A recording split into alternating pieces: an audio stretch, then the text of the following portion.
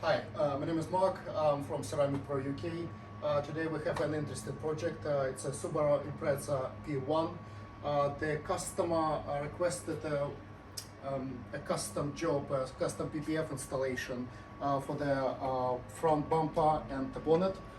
So what we've done to have a completely seamless installation, we've removed all the headline washers, we've removed the trim, we've removed pretty much everything, and so it's custom installed. There is no there is no pattern for this car because it's quite old.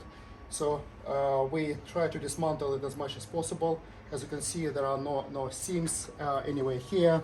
So we've done the fog light surrounds. We've done obviously the front spoiler. We've done even these bits, and obviously for the grille, it's a custom installation. You can just see the seam over here, right?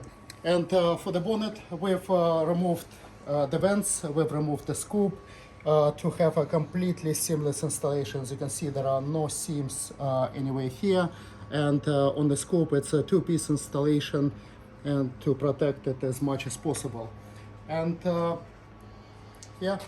So we've also done the headlights, we've done the fog lights, side indicators, we've done everything. So it's a fully custom install for this car.